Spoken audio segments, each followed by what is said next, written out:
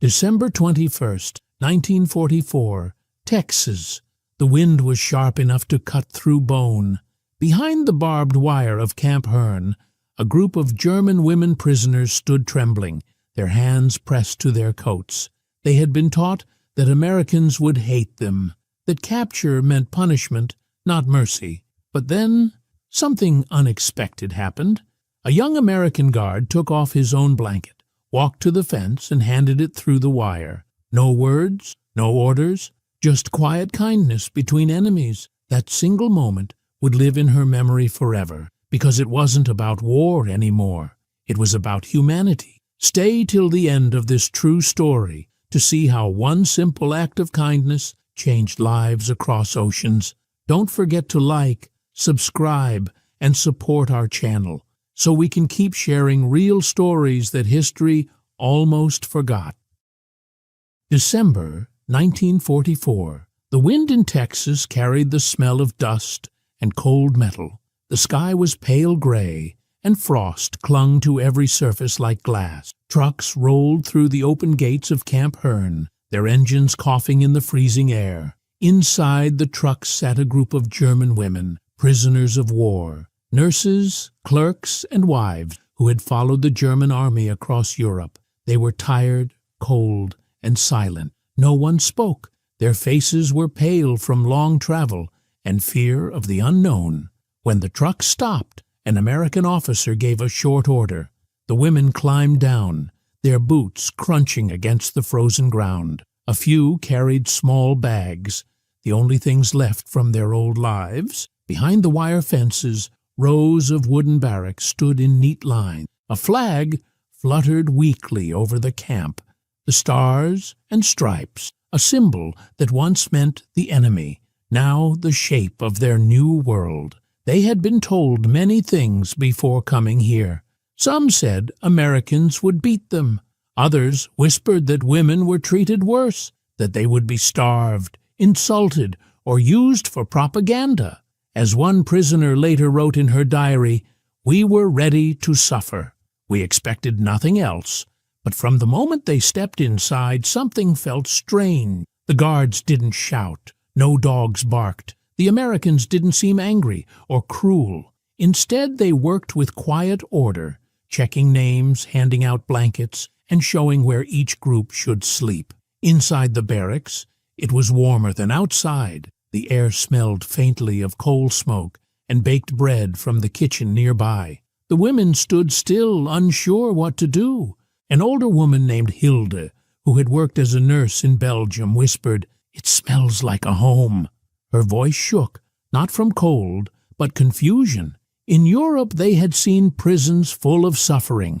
They had watched soldiers punish civilians, seen hunger spread through villages, and believed every army was cruel. But here, behind American fences, the rhythm was calm, almost human. One guard even tried to speak in broken German. "You okay?"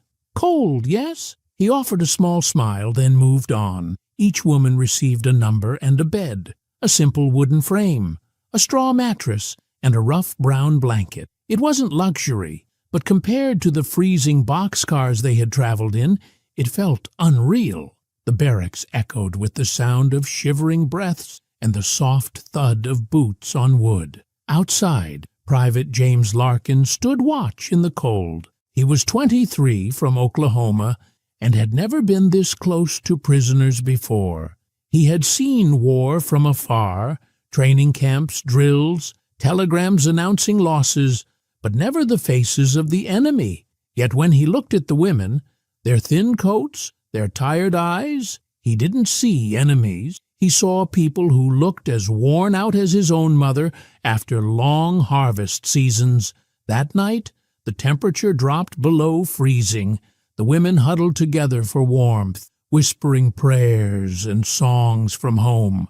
The wind howled through cracks in the walls. Larkin saw them from his guard post.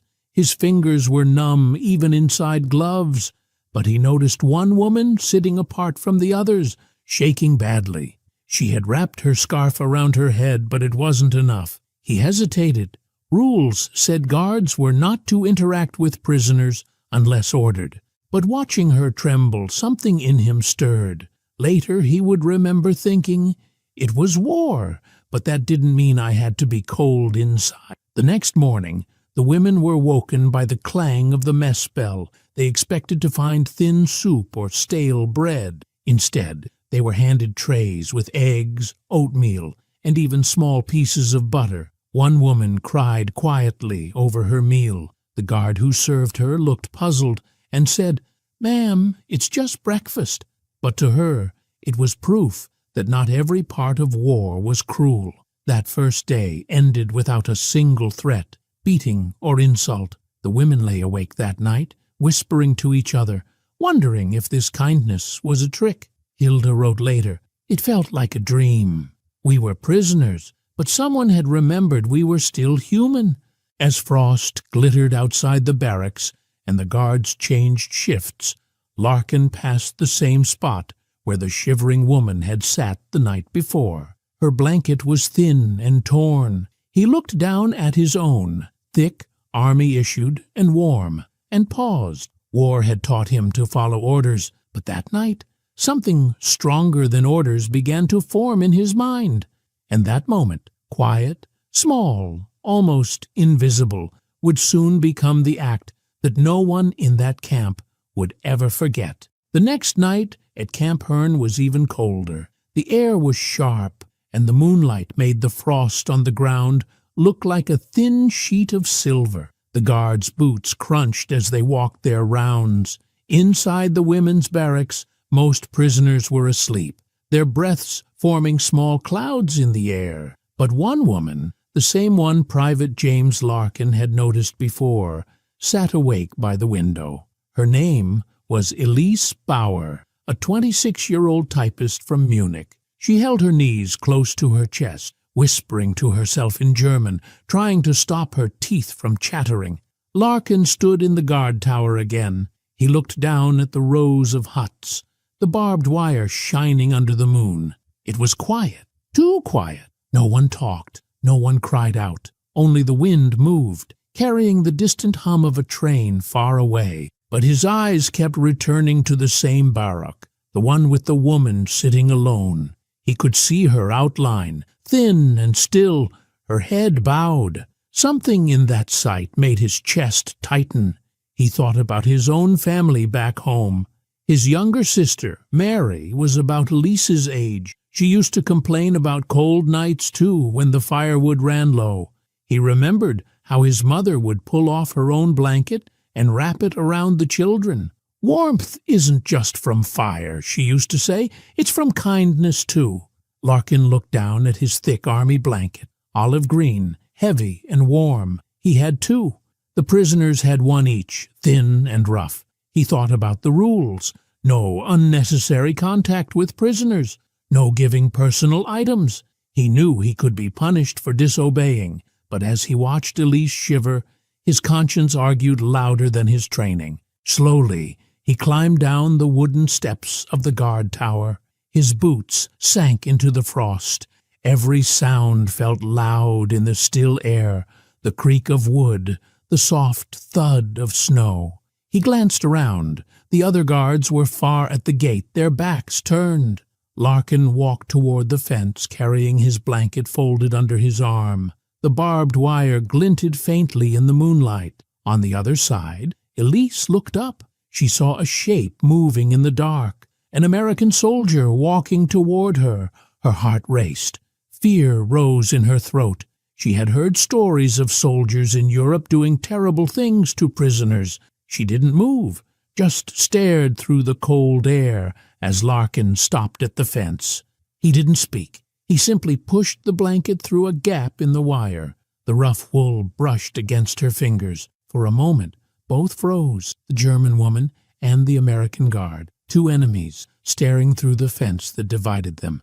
Then, in a soft voice, Larkin said, "Warm. You need this." His German was poor, his accent heavy, but the meaning was clear. Elise blinked in confusion. She whispered, "Warum?" "Why?"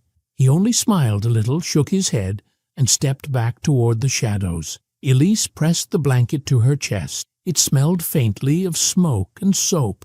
the scent of another life. She wrapped it around her shoulders and sat still for a long time. In her diary later she wrote, "It wasn't just a blanket. It was proof that the enemy had a heart." When the morning came, she told the others what had happened.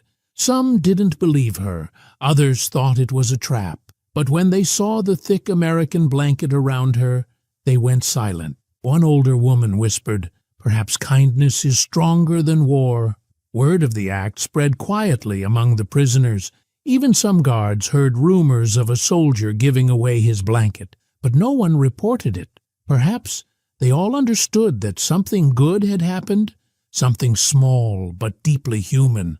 Larkin never spoke about it.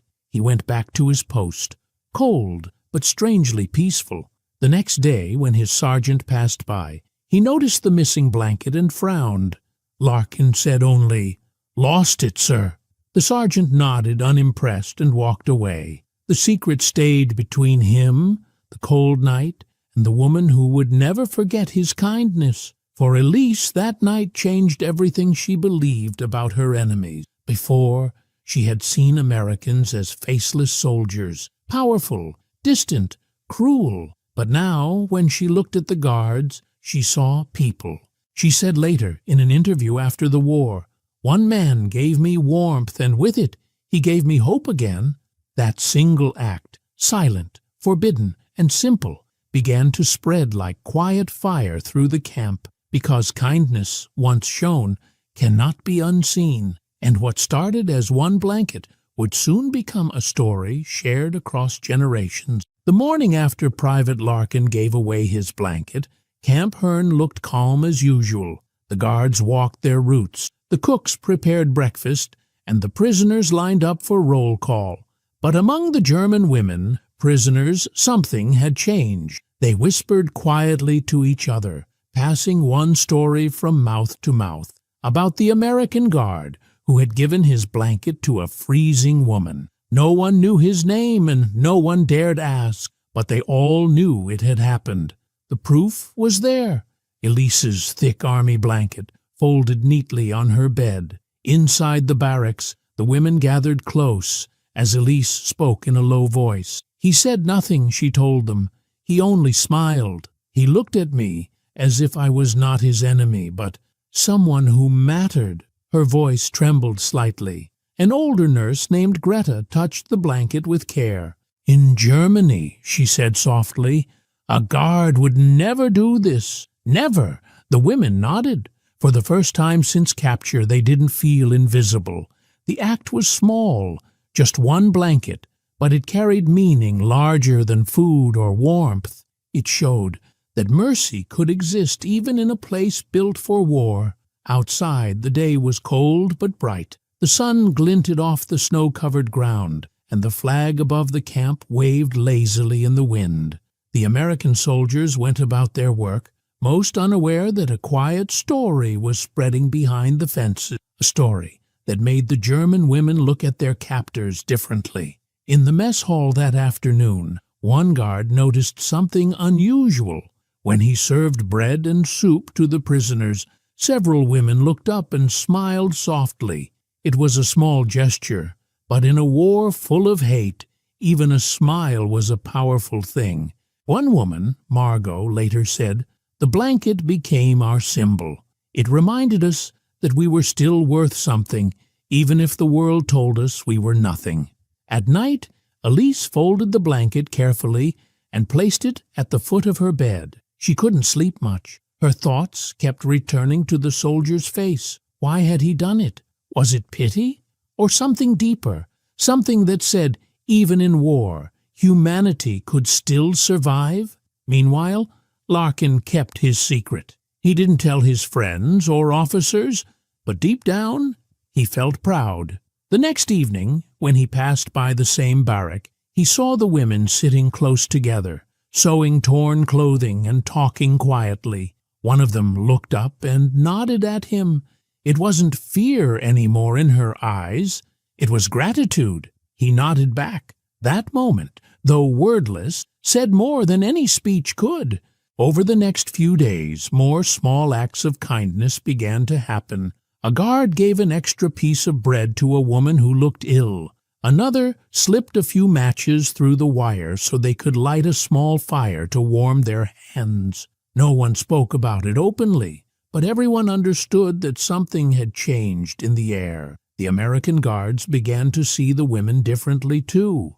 They were not soldiers, they were wives, daughters, and sisters, people caught in a war they didn't choose. One guard later wrote home, "They look like our own women would if the war came here." By the end of that week, the camp felt less like a cage and more like a fragile truce. The fences still stood, the rules still existed, but inside hearts had started to thaw. One night, when the sky was full of stars and the wind was quiet, Elise whispered to her bunkmate, "Maybe God sent that soldier."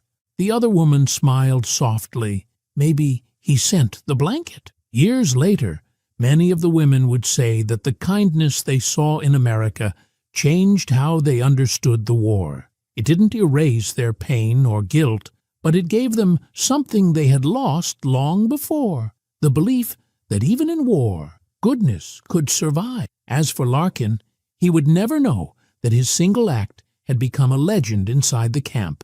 A story told again and again in whispers. A story of one soldier who saw past the uniform and gave warmth to the enemy. And in a world frozen by hate, that small act became a spark that refused to die out. Winter stayed long in Texas that year. The wind kept blowing through the fences of Camp Hearn, and frost still formed on the windows each morning. But inside the camp, something unseen had begun to grow. A quiet change started by one blanket. Before that night, most of the German women prisoners saw the Americans only as guards, as enemies. They spoke little, kept their heads down, and waited for orders. But after the story of Private Larkin's kindness spread, the air inside the barracks felt different. The women started to lift their eyes, to talk more freely, and even to laugh quietly among themselves. Elise noticed it first. In the mornings, when the guards brought water or food, some of the women greeted them with shy smiles. A few even practiced English words from small paper scraps. "Thank you."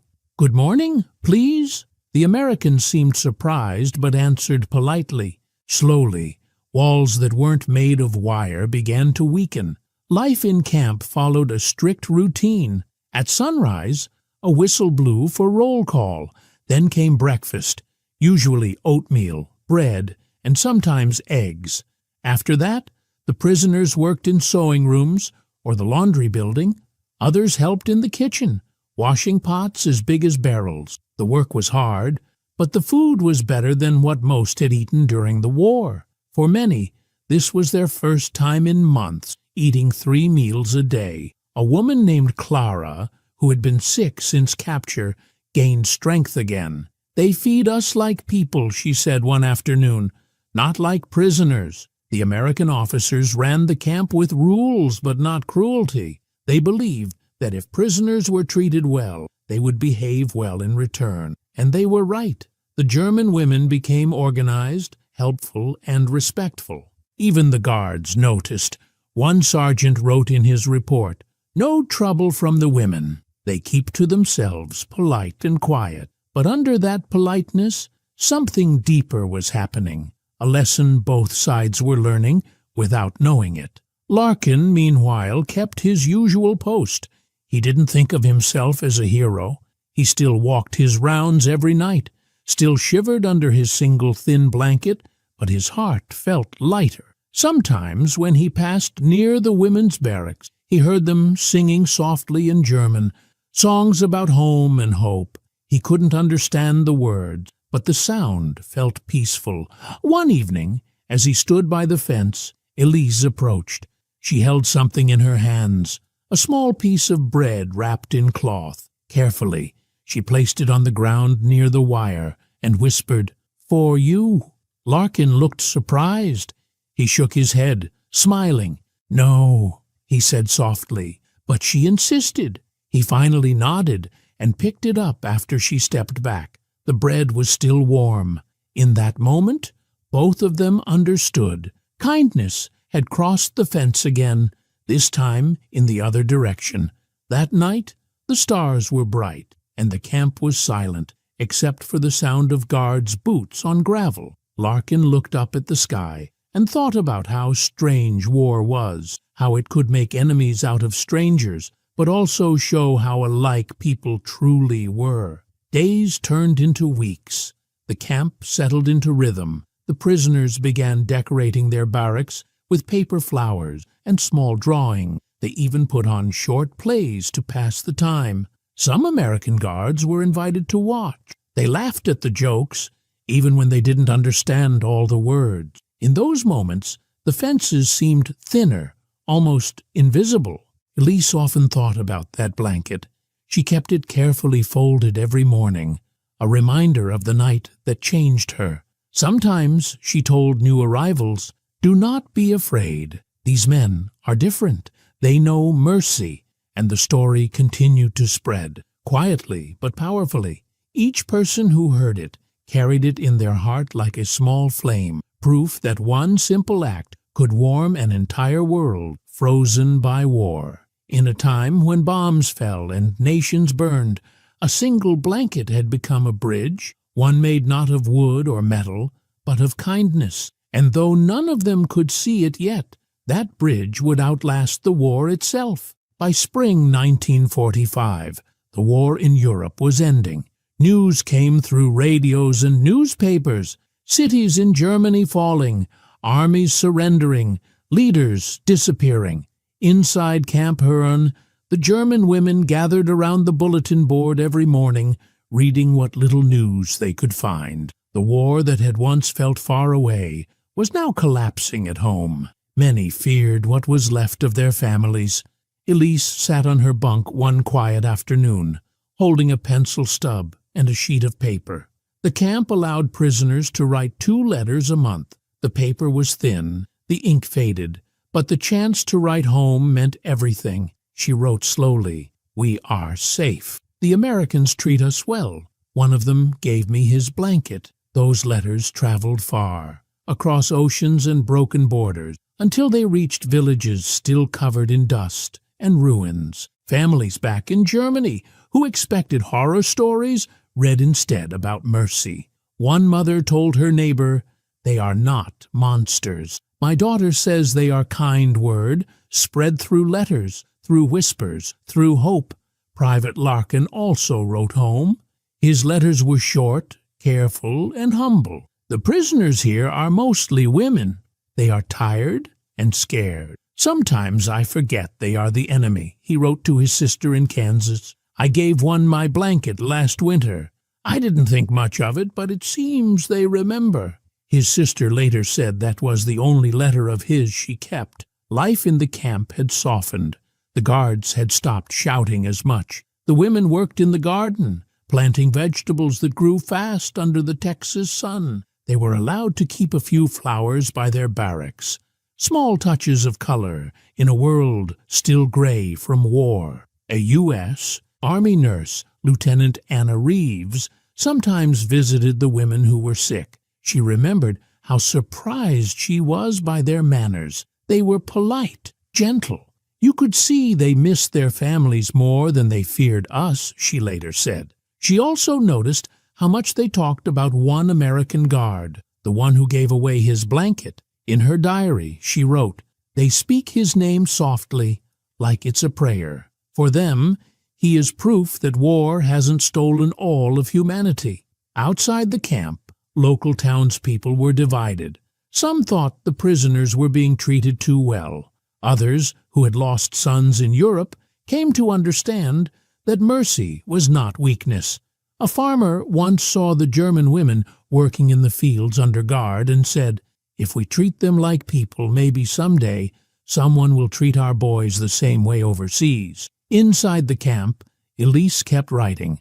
Every letter home was her way of keeping hope alive. Sometimes she told the others what she wrote, and they nodded. One said, "When my children read this, they will know kindness still exists." The letters became small acts of peace in a world still healing from war. The Red Cross helped deliver them, and each envelope carried the same return address: Camp Hearn, Texas, United States Army. The women decorated their envelopes with tiny flowers or little hearts drawn in pencil. For them, those letters were lifelines.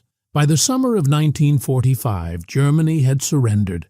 The camp buzzed with mixed emotions: joy, sadness, confusion. The women didn't know if they would go home soon, or where home even was anymore.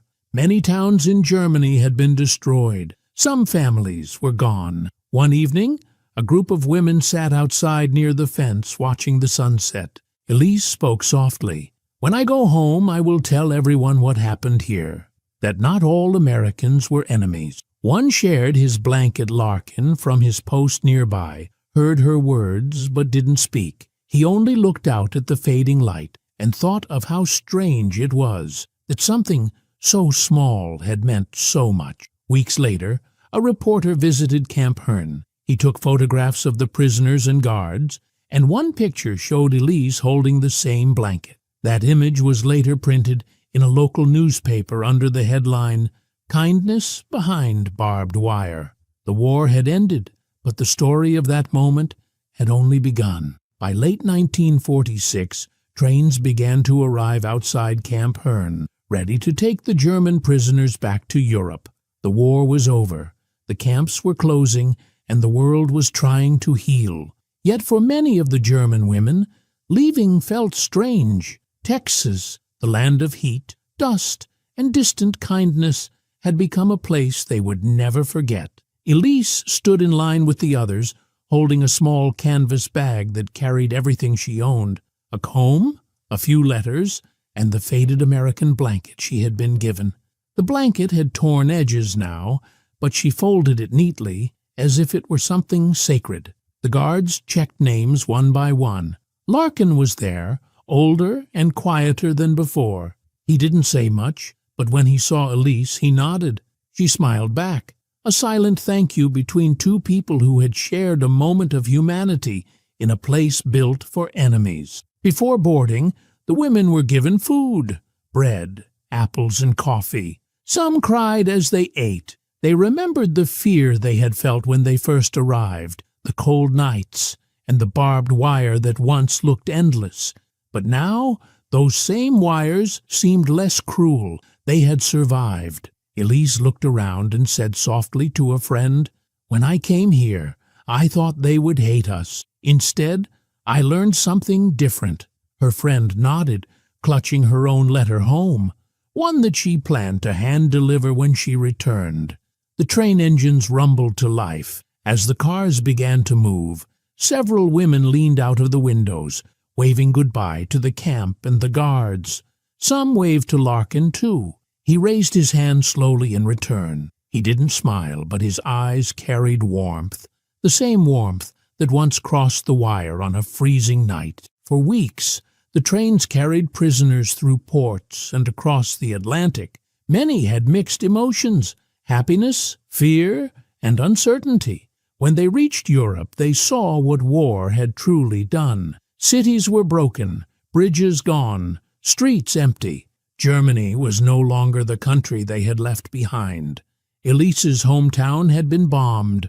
The roof of her family's house was missing, and the streets were filled with rubble. But she still had her mother, who waited for her at the station, frail but alive. When her mother saw her daughter, she didn't ask about the camp. She simply hugged her and cried. Later, as they sat by the fire in what was left of their kitchen, Elise unfolded the blanket. Her mother touched it carefully and whispered, "This is American."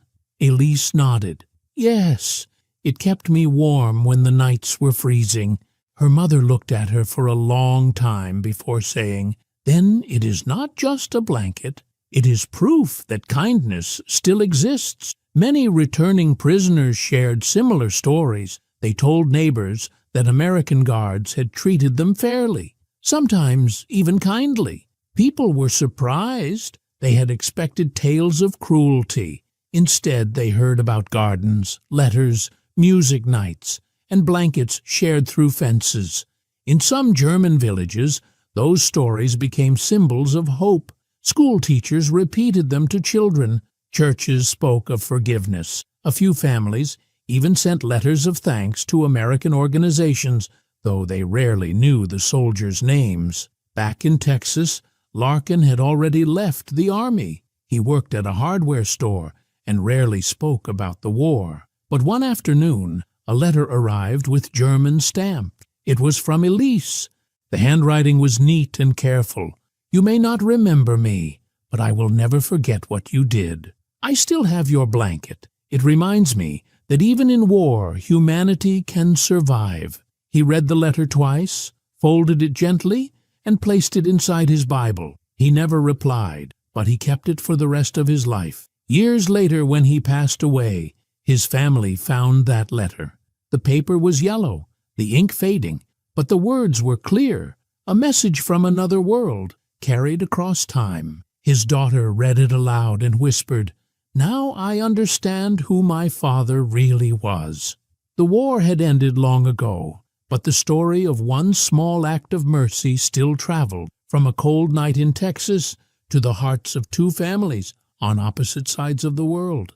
In 1951, 6 years after the war, a letter arrived at a U.S. Army office in Washington. It came from Germany, written in neat handwriting on thin paper, sealed with care. Inside were simple words.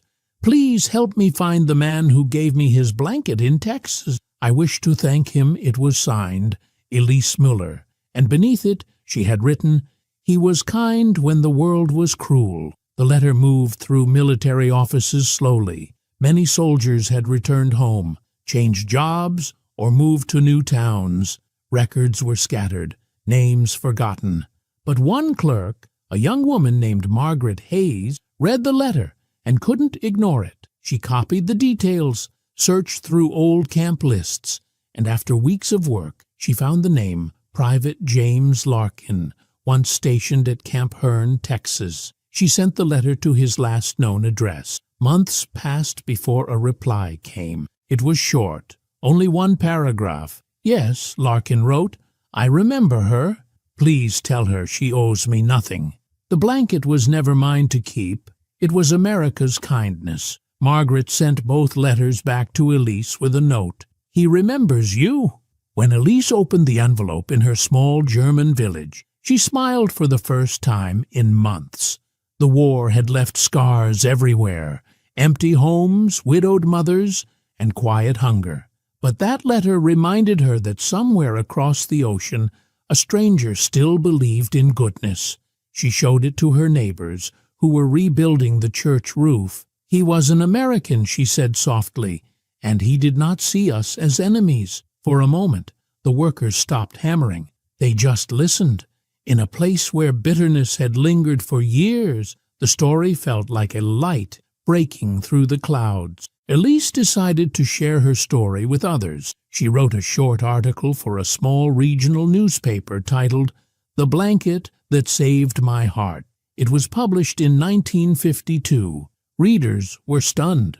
Letters began arriving at the paper, from former POWs, widows, and even American families living in Germany. They all said the same thing. Kindness had left its mark. One letter came from a former German pilot who had been held in a camp in Nebraska.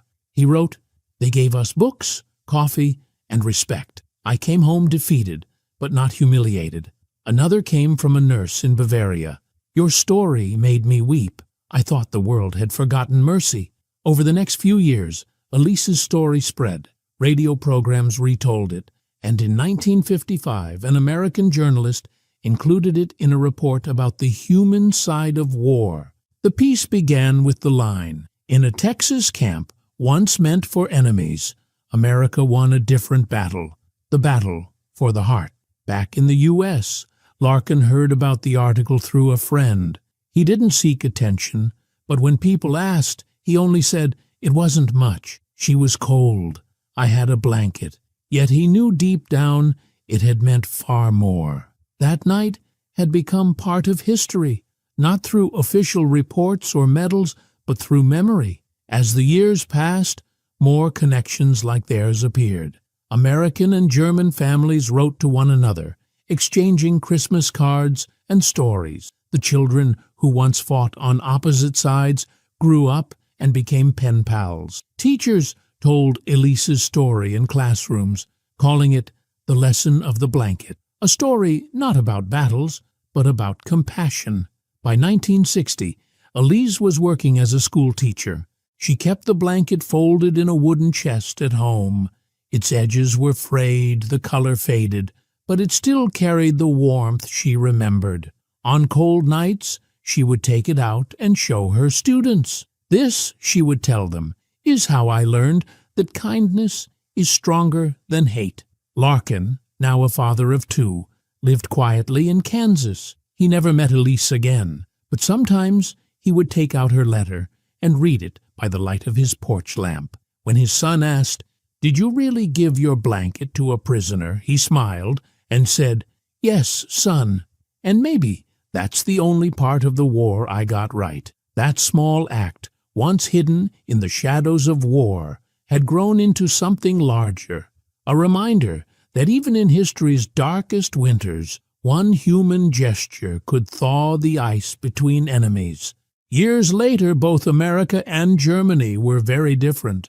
The war was long over, cities were rebuilt, and nations were learning how to live with their memories. Yet somewhere between Texas and Bavaria, the story of one blanket still lived quietly, passed from one person to another like a soft whisper of hope.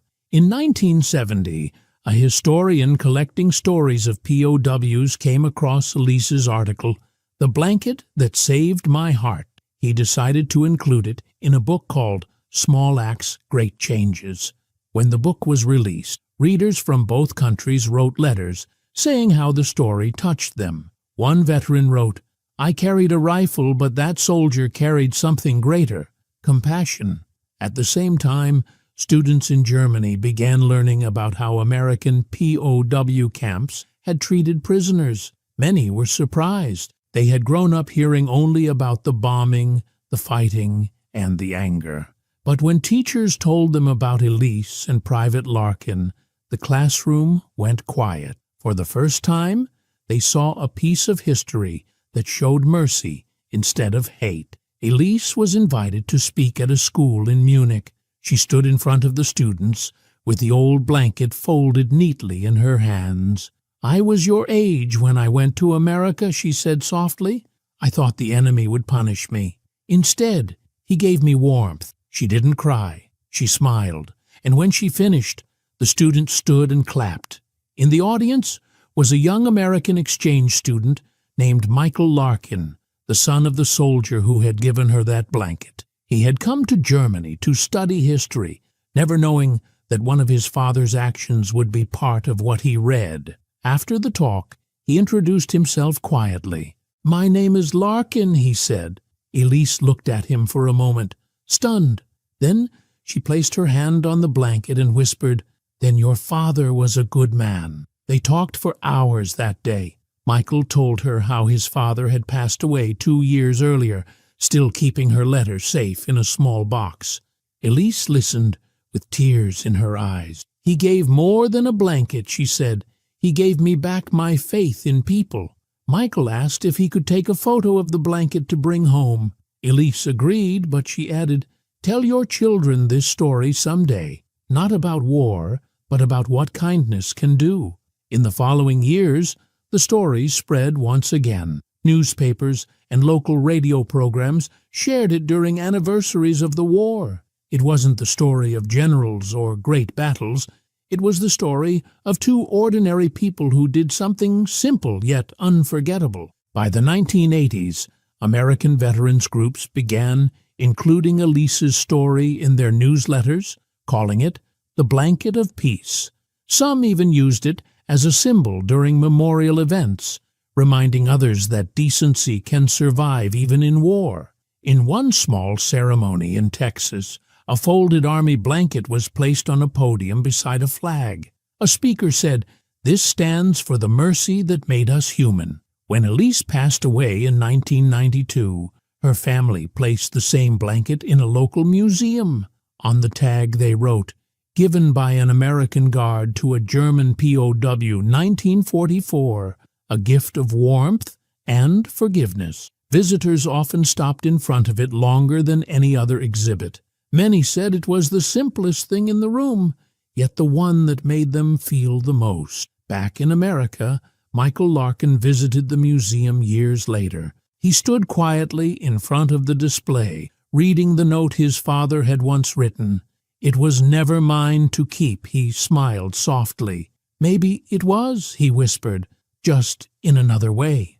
The story of Elise and Larkin became part of history books, but more than that, it became a lesson, a reminder that even in times of war, kindness can outlast hatred. They had been enemies by order, but not by heart. As one historian later wrote, "Empires fall, leaders change, but small human acts, like giving a blanket, build the peace that lasts." In the end, America's greatest weapon was not its bombs or armies. It was compassion, the power to see humanity in someone who was once called the enemy. That single act of warmth crossed oceans, melted fear, and reminded the world that sometimes the smallest gift can leave the largest mark on history.